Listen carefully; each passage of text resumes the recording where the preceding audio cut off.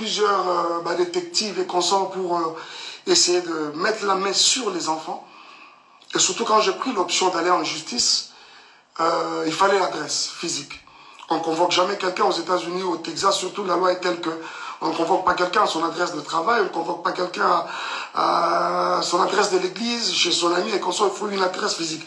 Même quand la personne habiterait chez un des parents ou encore des comment vous comprenez, ou un ami, une amie, il faut avoir cette adresse-là. Justement, c'est ça qui constitue l'adresse physique. Alors, on ne pouvait pas trouver l'adresse physique de la mère de mes enfants jusqu'à ce qu'un jour, Tofandi, on constate qu'elle est allée voler dans comment ça s'appelle, dans un shop. C'est dealer, pour ceux qui savent, dealers, pour vous qui êtes aux États-Unis, vous connaissez bien, dealer de Melbourne à Hearst.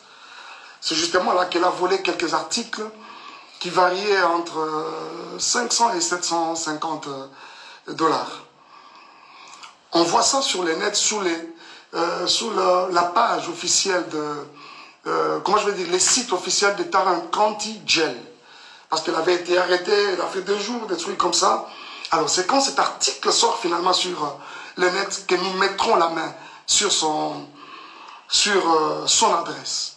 Et finalement, ça nous a permis ça a permis justement à la justice de pouvoir la convoquer.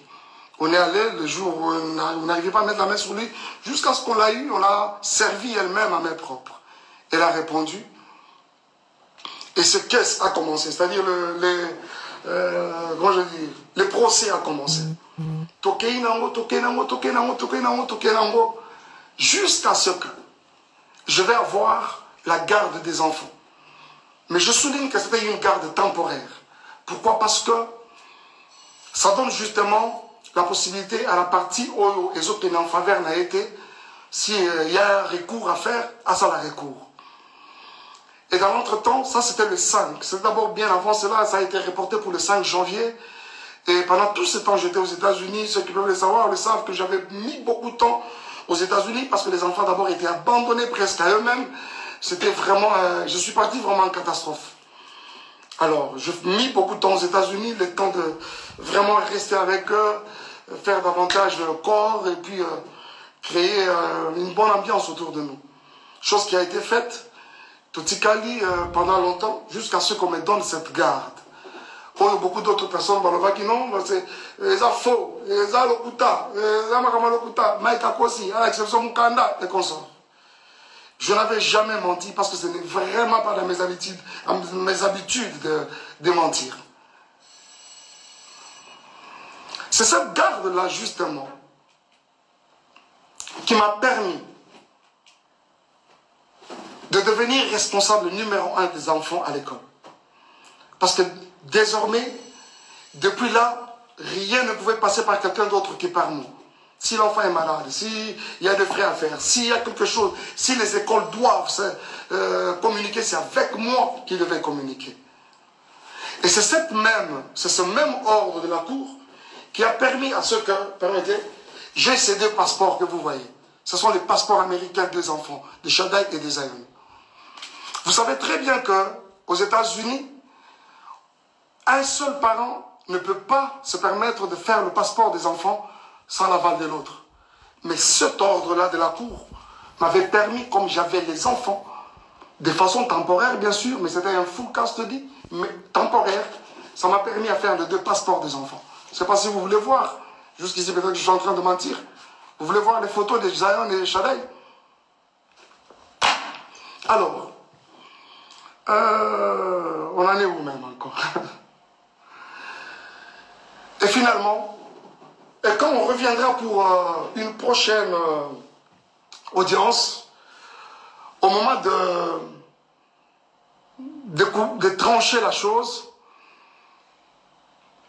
la juge nous a donné un nouveau ordre de la Cour. Cette fois-ci-là, avec une garde partagée.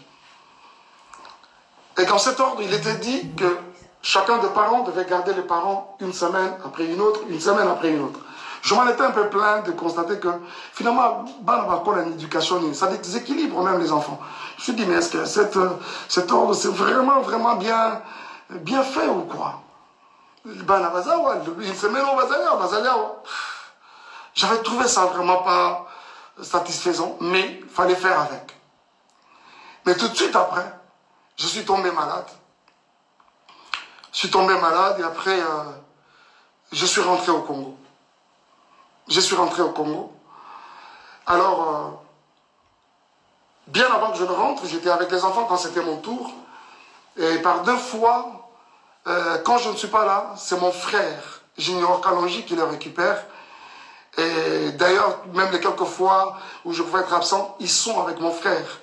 En attendant que les moments de les amener à Kinshasa viennent. Parce que finalement, leur adresse est déjà changée pour Kinshasa. À la cour, bien sûr. Alors, il les a pris à mon absence, Alexis Nabamotan, et je suis avec eux au téléphone. Le temps que j'arrivais, normalement, je serais même déjà là-bas, cette semaine. Et il s'est fait que, la semaine passée, qu'est-ce que je suis en train de dire? En fait, cette semaine qui commence, ça va être mon tour. Et comme le dernier jour à l'école, c'est le vendredi, c'est-à-dire c'était hier, je devais normalement prendre les enfants. Mais qui devait le faire, c'est Junior, bien sûr, mon frère. Il s'est fait que son épouse était à terme, était évacuée à l'hôpital. D'ailleurs, elle a donné naissance à une jolie petite fille, dans des conditions très compliquées en tout cas. Et quand Junior, un jour avant est passé par l'école, a signalé à l'école que je ne serais pas en mesure, quand il me l'a dit, je dis ok, tu devras signaler aussi à l'école. Je ne serais pas en mesure de prendre les enfants cette semaine. Par contre, si elles peuvent même, ils peuvent même rester avec leur maman, ils sont dans les bonnes mains, ce n'est pas un problème. Et l'école apprendra à Junior que d'ailleurs, nous ne serons pas d'accord que Shadaï revienne à l'école demain parce que il a une, comment on appelle ça? C'est là, je pense que c'est une maladie de la conjonctivite. Alors, vous savez, Apollo, l'école a suggéré qu'il faut protéger les autres enfants, vous savez, c'est contagieux. Il faut moins d'enfants dans l'anda pour carrément, et voilà. Alors, c'est la raison qui a fait aussi que, comme ils sont avec leur maman, et que moi, je ne suis pas sur place, quoi de normal que de garder les enfants, trouver un moyen de les amener, c'est pas moi, à l'hôpital, administrer un traitement déjà le plus rapidement possible. Mais cela va poser problème. Va poser problème jusqu'à ce que plus tard, parce que moi, je dois aussi vous avouer quelque chose. Parce que je ne suis pas aussi trop sur les réseaux sociaux que vous les pensez. Moi, sincèrement, c'est une poste, je suis parti. Je poste les histoires de l'église, et après, on s'en va. Rester sur les réseaux sociaux, tout ça comme vous pensez, ce n'est pas tellement mon truc. Beaucoup de choses qui se passent dans les réseaux sociaux, je suis informé comme vous tous. Je suis souvent informé. J'ai des gens autour de moi qui, apparemment, dans les réseaux sociaux, voilà, pasteur, il y a eu ceci, il y a eu cela. Et à certaines autres personnes, je m'ai déjà dit, arrêtez-moi ces histoires, j'en ai pas besoin.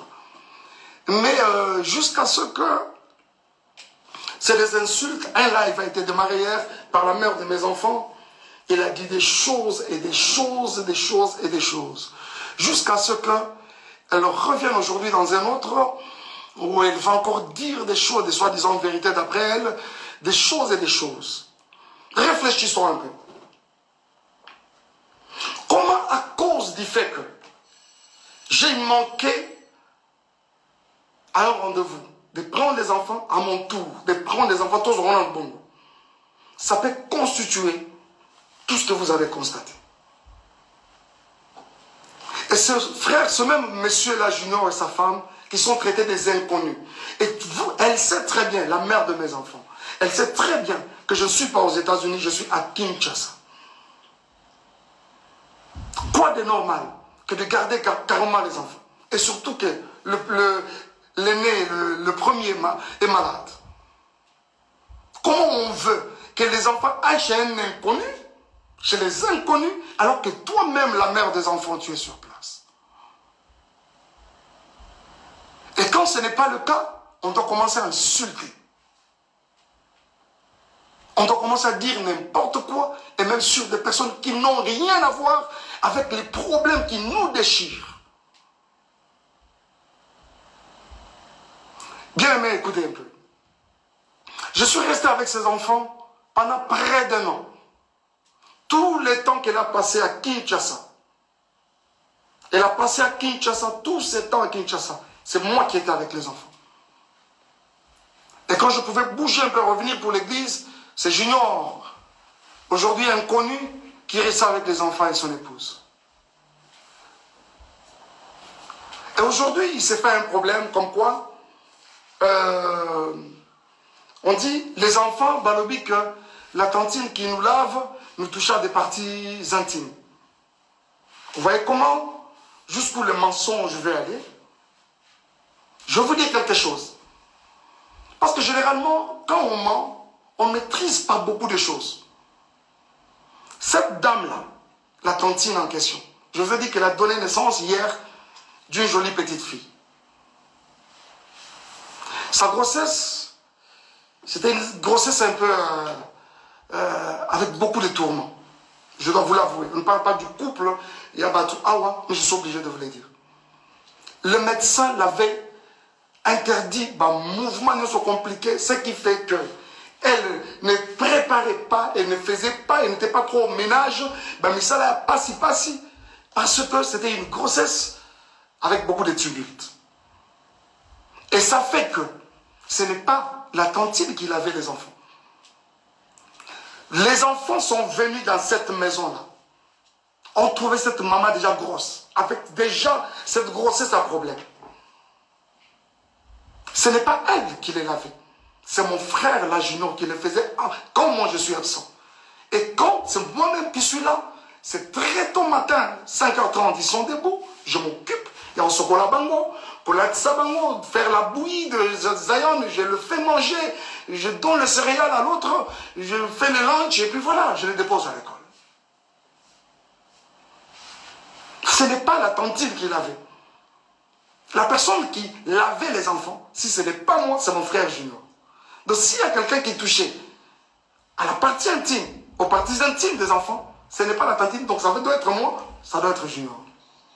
Et dites-moi entre nous, où est-ce qu'on a lavé un enfant et qu'on n'a pas touché à ses parties intimes? J'essaie de m'imaginer, si c'était des filles, si c'était, heureusement que c'est des garçons, si c'était des filles, aujourd'hui on parlerait d'une éventuelle, c'est pas moi, d'un éventuel viol. Vous voyez ça? Il n'y a pas de tantine qui lavait l'enfant. Il n'y en a pas. Il n'y a pas de tantine qui lavait l'enfant. Déjà, comprenez que c'est de la manipulation, comme ça a toujours et toujours été le cas. Pur et simple. C'est de la manipulation pure et simple. Et aujourd'hui, quand on doit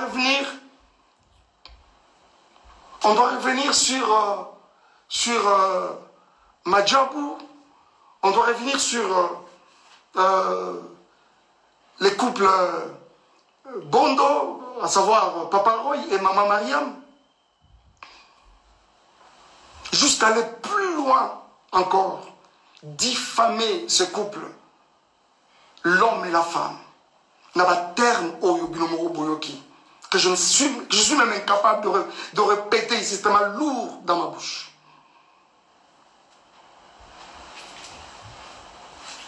Bien-aimés frères et sœurs, reculez d'abord, reculez. On ne m'arrête pas quand je parle. S'il vous plaît, promet de revenir. Revenez, rentrez d'abord. Revenez là-bas.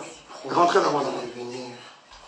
Alors, jusqu'au point de diffamer ces couples, n'a pas terme au Binomoro Boyoki.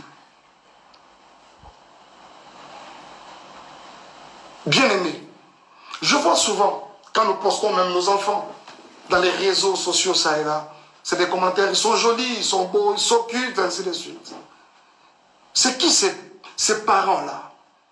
C'est qui cette maman-là? Ce papa-là qui va accepter voir ses enfants être insultés de cette façon-là, traités de Mongols? Je me demande. Et ceux qui ont vraiment des enfants mongols, est-ce que parce que ton enfant est mongol ou l'enfant de l'autre est mongol qu'on doit l'insulter de mongol? Et bon, ce que maman, parents, vraiment, réellement, mongol, baroulobani. Basala kinini po, babota mongol.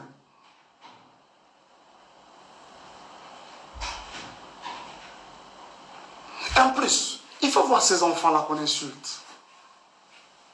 Des beaux enfants comme ça. Des enfants très brillants à l'école. Du premier au cadet, c'est... Donc, dans le monde, sa papa, les parents et leur maman, que ça sont des petits génies. Du premier au cadet, traités de Mongols. Pourquoi cette méchanceté? Ils sont traités de Mongols par qui? Par une autre mère. Une autre maman. Qui a aussi des enfants. Avez-vous vu ça où, s'il vous plaît?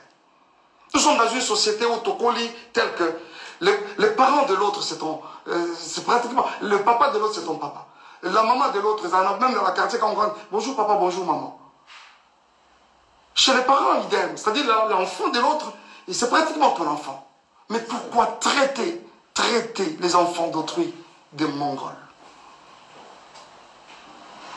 Alors qu'ils ne les sont même pas.